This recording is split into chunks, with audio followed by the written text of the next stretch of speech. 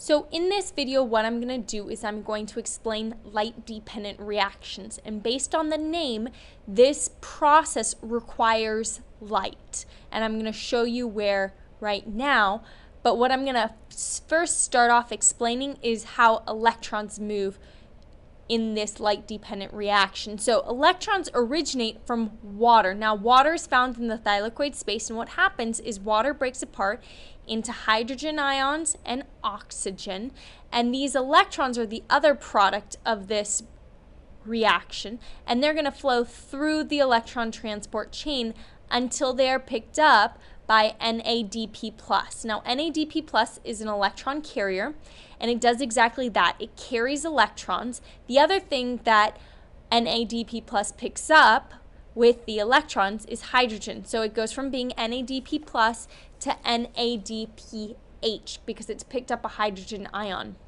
Now, the reason why these are light-dependent reactions is that while the electrons are moving through the electron transport chain, they are losing energy. And the reason why they are losing energy is because they are slowly but surely pumping hydrogen into the thylakoid space. So the electrons, when they move over some of these pumps, they provide the energy to pump hydrogen ions in, which we'll look at in a second.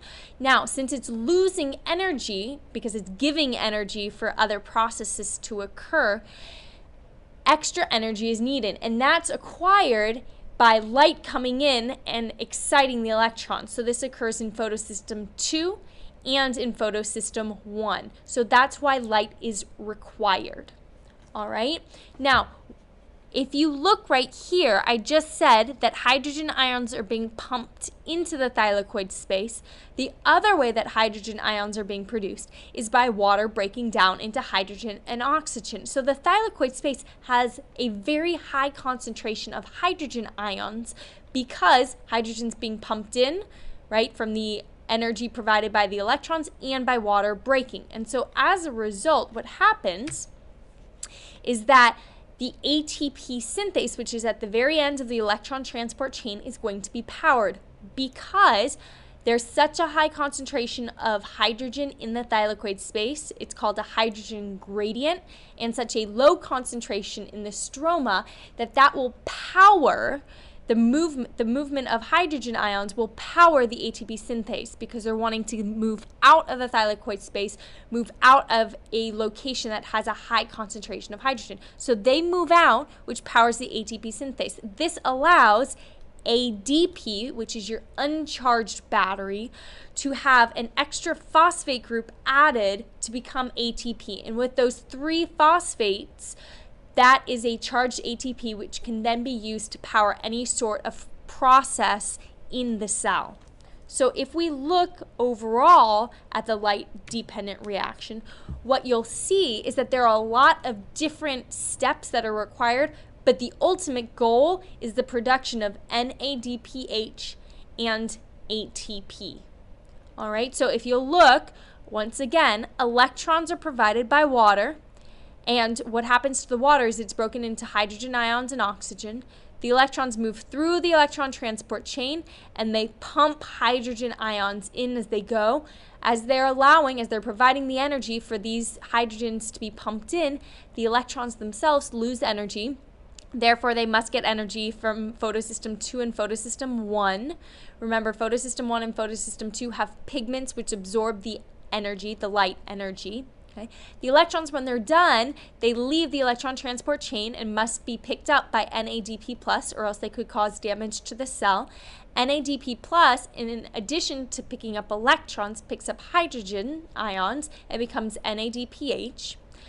The fact that hydrogen ions are being produced in the thylakoid space and are being pumped into the thylakoid space provides the ATP synthase with power because the hydrogen ions want to leave the thylakoid space to go into the stroma, so this movement powers the ATP synthase, which converts ADP into ATP.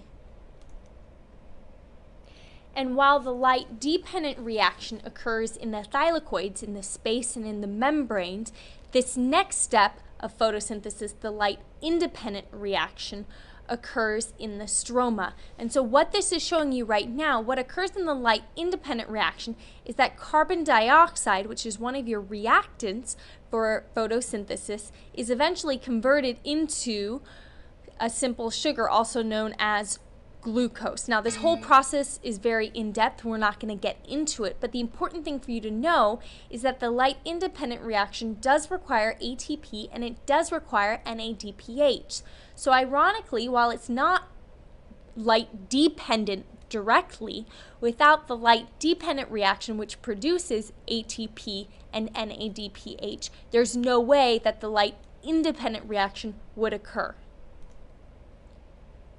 What this diagram shows you is the overall process of photosynthesis. So here's your light-dependent reaction. Remember, light is required. It occurs in the thylakoid.